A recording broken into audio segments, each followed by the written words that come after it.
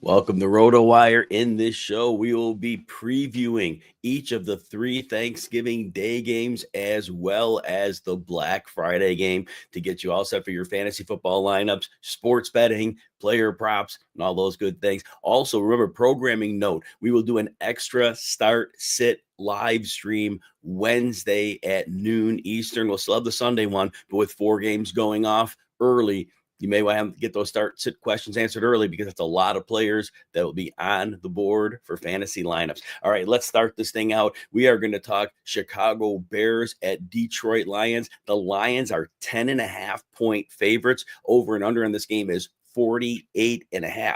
As we break this game now, start with the Bears side of the ball.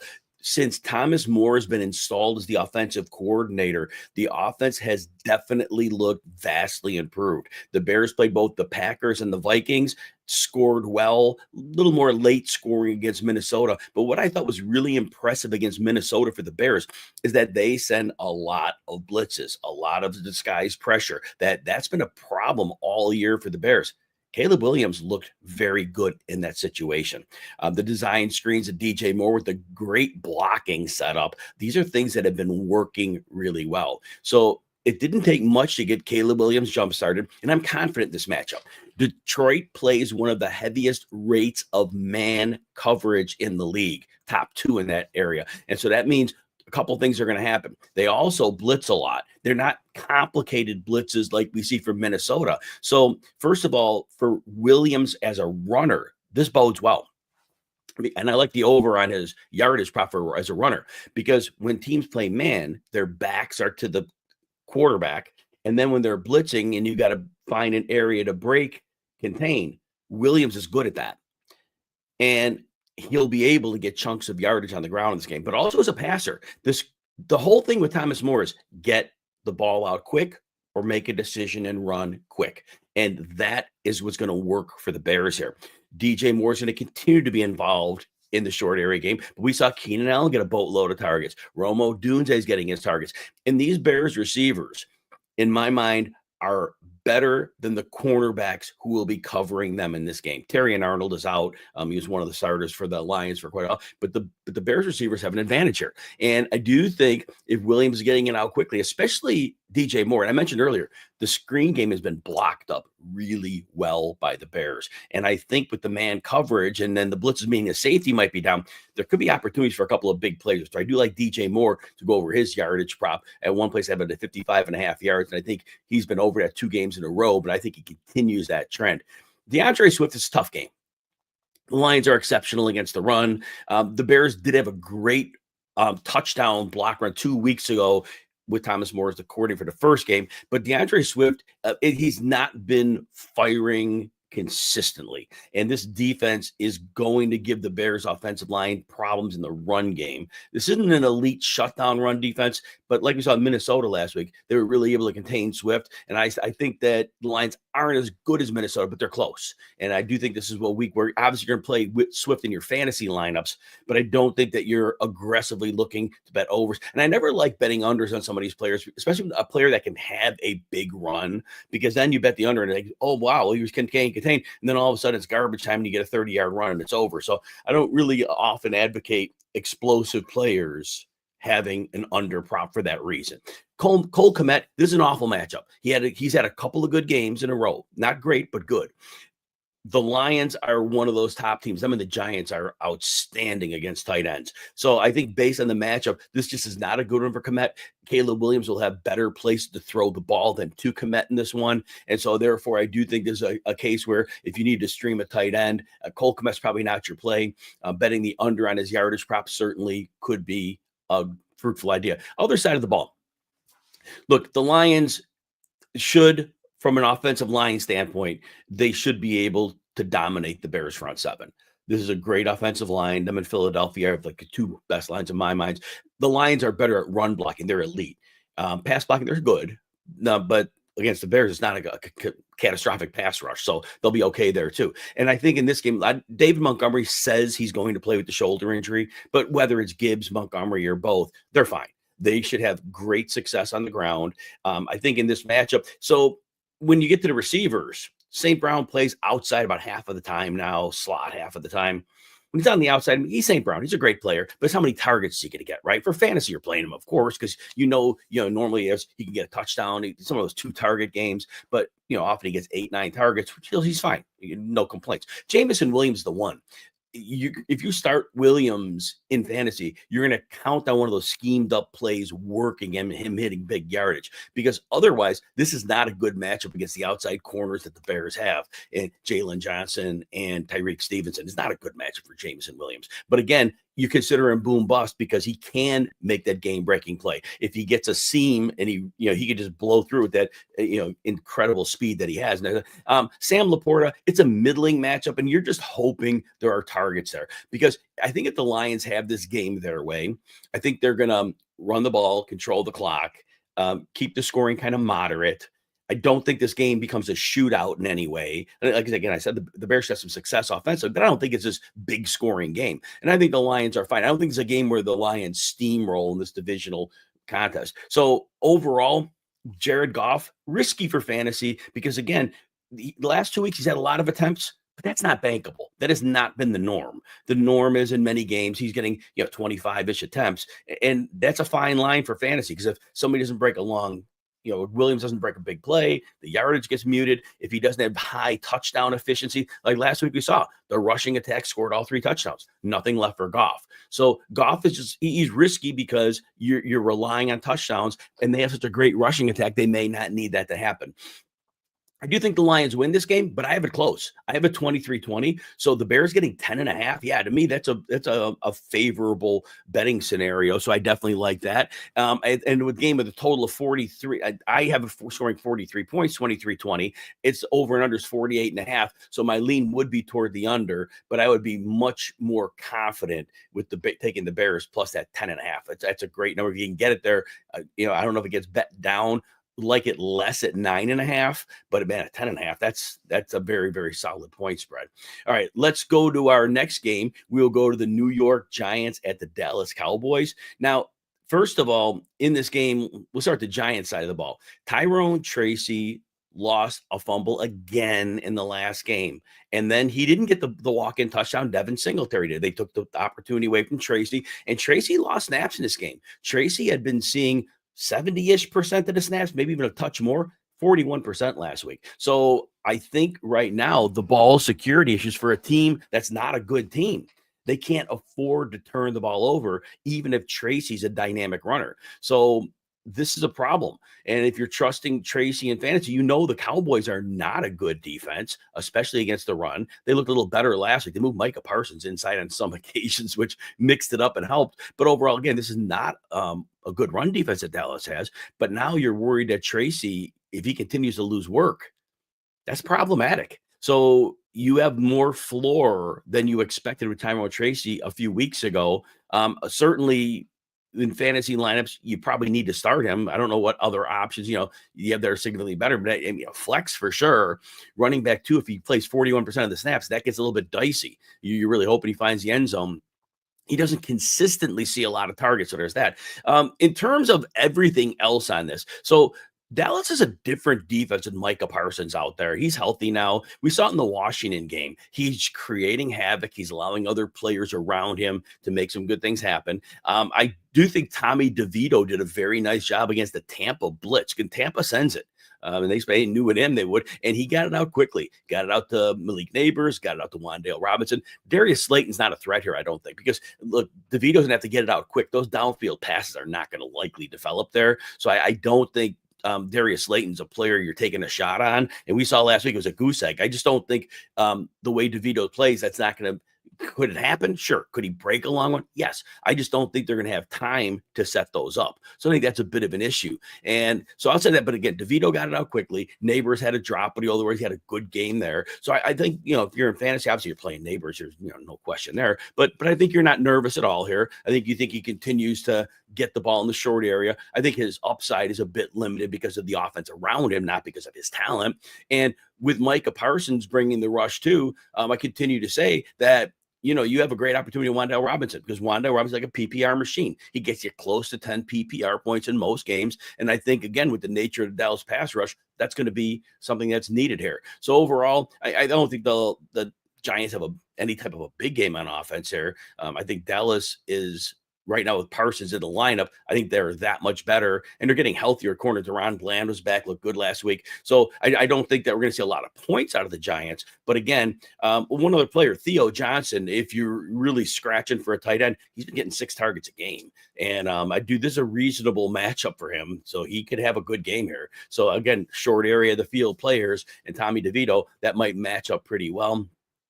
Dallas side of the ball, look, they were without 2, like Zach Martin was out, Tyler Smith was out last week, and those are the 2 best players on the line, and the line's been horrible otherwise. And now it's a short week.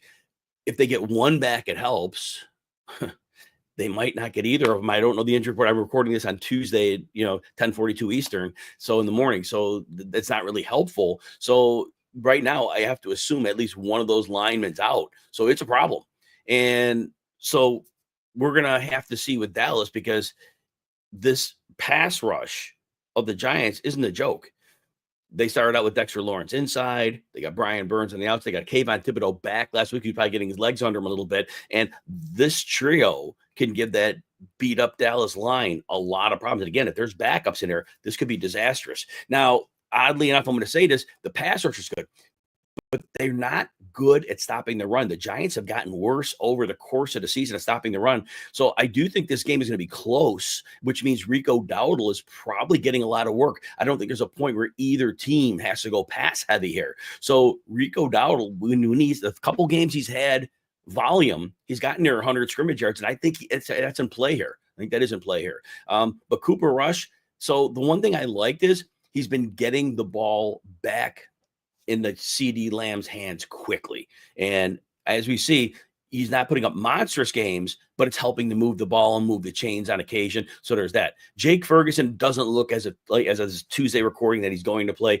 He hasn't practiced from the concussion. Coach said it seems unlikely he's going to play. Now, Luke Schoonmaker, this is another one of those matchups. The Giants are outstanding against tight ends as well. And so this is not a time where I think you want to stream Schoonmaker. He's had the good stretch of the 2 games when he had to step in, but I don't think this is a spot you're looking to play Schoonmaker. There's a lot of better options probably out there on the waiver wire if you need it. But again, all that said with the score of this game, I have it close.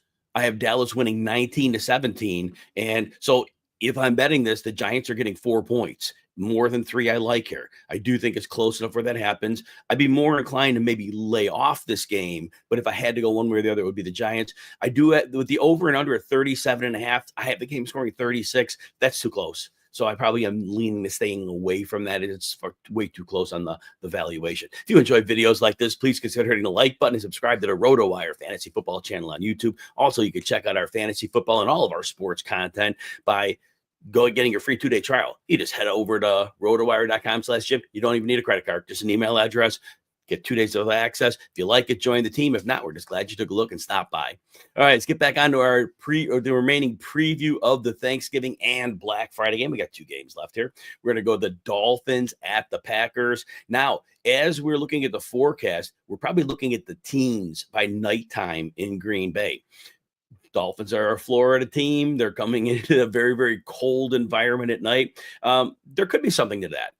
It's not going to be the cold game the Dolphins played against the Chiefs in the playoffs last year, where I think the helmets were cracking because it was so cold. But again, cold weather venue for a warm weather team, there could be legs to that. Something to think about. Dolphins on the ball, their rushing attack, the blocking has not been great.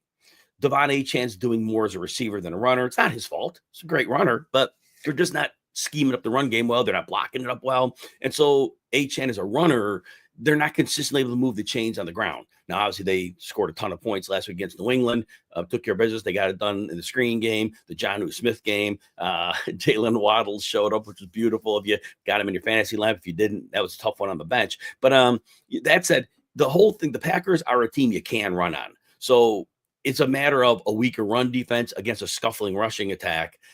I think it just kind of cancels each other out. I think they have moderate success, but this running system is not one that is going to keep moving the chain. It's not going to sustain. So that short passing game will supplement it. And Jonnu Smith's a thing. He is a thing. Yes, there'll be 1 or 2 weeks the rest of the way where he disappoints you. But he's going to be a thing because defenses have to worry about the speed of Tyreek Hill and Jalen Waddle, and that means they've got to keep people back, and that means the openings underneath are going to be there. They have schemed up Jonnu Smith on the quick hitters, and he's very athletic. He can run after the catch. You've seen Devon Achane very good as a receiver. So this has worked out really well. So in this scenario, it continues. Now, Jair Alexander is not going to be playing for the Packers, and they're down a corner against a very, very fast offense. Now, the cold weather, I do wonder how crisp the passing game is going to be, but I think the short passing works. It's more the deep passing I'm worried about. They may not be great here, and I do think the Packers are going to try to send some extra pressure, especially on obvious passing downs, to get Tua to force it out quickly. Packers are a well-coached pass defense, and I think they may try to put a little more activity in the middle of the field to make Tua win outside, again, in the cold venue. But overall, I think it's a middling attack for Miami. I don't think Miami in any way goes off here. I think they have intermittent success offensively. Look, keep playing Tyreek Hill. Jalen Waddle, take your chances. After the big week now, unless you really have a great wide receiver room in fantasy, but you're playing Jonnu Smith, you're playing Devon Achane. This might not be the best week to go with Tua. If you're streaming him and you have a quarterback that has a solid matchup, I'll probably be favorable toward sitting Tua on the side here. And let's go to the other side, the Green Bay side. So here's the thing now. So Green Bay has really proven to be a very good rushing team. Josh Jacobs is getting it done. The run blocking hasn't been good, but Jacobs is getting it done on his own a lot. Miami's, though, a very good run defense. So basically, the Packers want to run, but Miami is pretty good against it. So this is kind of one of those things where, something's got to give here. Now, Jacobs can break the occasional run for sure.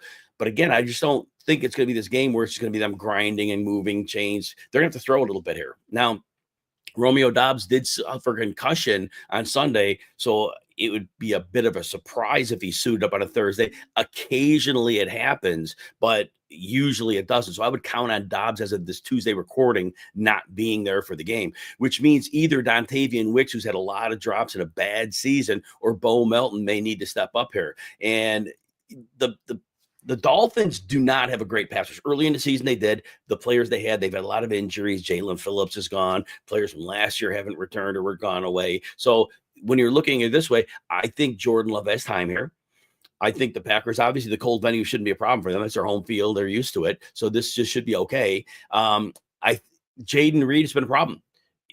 You can't sit him because he can have a huge game. But in 4 of the last 5 games, he's been like less than flex level. So it's problematic, but you would think this is the type of game where he gets going. Not a lot of pressure. I don't think Jalen Ramsey is going to be like moved us. He plays in the slot a lot, but I don't think it's going to be like you got to take out Jaden Reed. I think this passing deck is one where LaFleur can scheme it up on any way he wants. He can go to whichever receiver he feels he has the advantage, and he can do it that way. So I think the tight end matchup is good for Tucker Kraft. He doesn't always see a lot of targets, but I do think Tucker Kraft has a solid game here.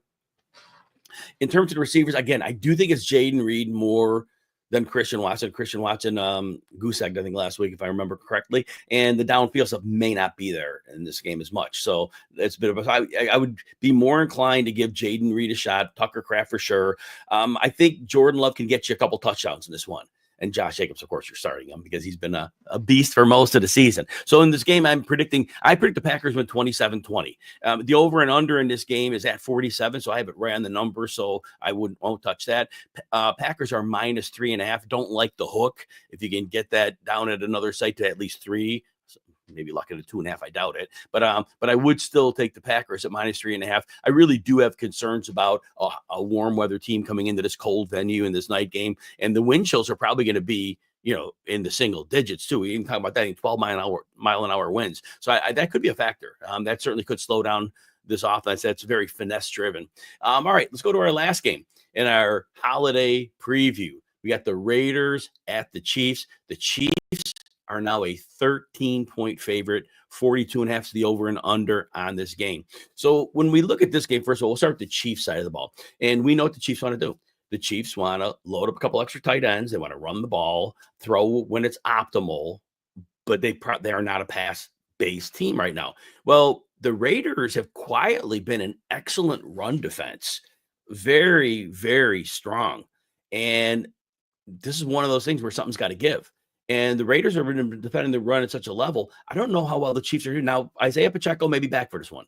So this is as of Tuesday, I'm doing this recording, tentatively hoping he's back. But my guess is he isn't into a full-time role right away. It might be so Pacheco could get a little bit going on the ground. But the Kareem Hunt thing, yeah, volume has been king in fantasy football for him, but we see he has no explosiveness left. And so often he's not even getting to the second level anymore. As the weeks go on, you kind of see him dwindling. So Pacheco would be a shot in the arm. Now, the Raiders pass defense, they were down their right cornerback, Jacorian Bennett, and their slot corner, Nate Hobbs, last week. And now we're on a short week, Friday game. And if those guys are out again, Andy Reid would be, you would think, very wise. Say, you know what? They're down 2 corners. Their run defense is great.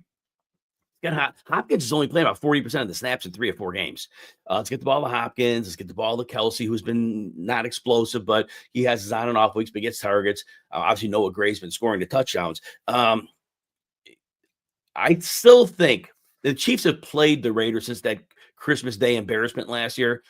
But that was a standalone game, and this is a standalone game. And I think the Chiefs are going to remember. And the Raiders were brash about it, and they were making fun of Mahomes too. I think on a standalone game, I think the Chiefs do have a little bit to prove here. And so I do think, though, game plan wise, they might realize the Raiders are a good run defense. They might come out and try to attack a decimated secondary, which would be smart. Max Crosby, obviously a great pass rusher, but the overall pass rush for the Raiders really doesn't have a second element. And so I do think Mahomes just rolling away from Crosby's side might be a big key to success here. Mahomes, there's a lot of weeks he's not a fantasy starter. Last week he threw 3 touchdowns against Carolina. I do think he's in play as a fantasy starter this one because, again, I don't think the rushing attack gets going. On the other side of the ball, I keep saying this, as of Tuesday, tentatively, Aiden O'Connell would come back from injured reserve. He would make the start. Gardner Minshew messed up his shoulder, season-ending injury in last week's game. Desmond Ridder would be the backup, and of course, if O'Connell can't go, it'd be Ridder. The Chiefs' defense is not playing at the level they have. They had lost one of their cornerbacks, Watson, earlier a while back. He's on injured reserve, and the outside corners are exposed now. They have McDuffie, who's a great corner, but they are really lacking a lot of others. The pass rush, it's not been as consistent. It's been dropping down and down. Chris Jones can't do it on his own, and they're not getting a lot of help for him. So as a result, we saw Carolina. It was easy pitch and catch to the outside receivers. Normally that was a problem, throwing to the outside against the Chiefs. They were giving you the middle of the field. In that game, we really saw the attrition, the injuries. That defense is not playing at the level. But here's the thing.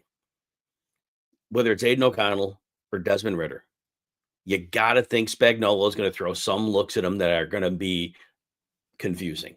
And when that happens, I don't see either of these quarterbacks consistently making plays. Now, Jacoby Myers, he did great last week in garbage time, especially cleaned up, mostly with Gardner Minshew again. So I think he's still a floor play. I think you're still playing him, hoping for 6 catches. And obviously you're playing Brock Bowers.